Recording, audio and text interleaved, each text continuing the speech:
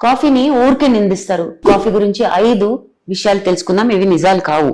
ఒకటి, కాఫీ వల్ల సంతానలేమి సమస్య కావచ్చు. ఇది నిజం కాదు. 1-2 కప్పులు మీరు తాగితే అంటే 120 grams పర్ డే అలౌడ్. దాని వల్ల సంతానలేమి సమస్య కాదు. రెండోది, కాఫీ డిహైడ్రేషన్ కి కారణం కావచ్చు. అంటే బాడీ నుంచి వాటర్ లాస్ అవుతుంది. డైయూరెటిక్ అంటారు దాన్ని. కాకపోతే ఈ 2 cups కన్నా ఎక్కువ, ఒక 10 కప్పులు తాగుతున్నారంటే అప్పుడు బాడీ నుంచి వాటర్ లాస్ అవుతుంది. మూడోది, కాఫీలో డీకాఫ్ అని ఉంటుంది. దాంట్లో అసలు కెఫీన్ ఉండదు. కరెక్ట్ కాదు అది. డీకాఫ్ లో కూడా కాఫీ కెఫీన్ ఉంటుంది. సో టోటల్ గా అయితే ఏది అమ్మరండి, డీకాఫ్ అని ఉండదు. నాలుగోది, మానేస్తే బొత్తిగా టోటల్ గా మానేయాలి లేదు. మీ ప్రిస్క్రైబ్ డోస్ మీరు వాడితే అంటే 1 to 2 cups మీరు తాగగలిగితే అది మీ ప్రిస్క్రైబ్ డోస్. దాంతో ఏమి హానికరమైన ఎఫెక్ట్స్ ఉండవు. ఐదోది, కాఫీ అందరినీ ఒకేలాగా ఎఫెక్ట్ చేస్తుంది కాదు. కెఫీన్ కొందరికి కొద్దిగా ఇస్తేనే యాంగ్షియస్ అయిపోతారు, చాలా చేతుల్లో నొక్కితేలాగా.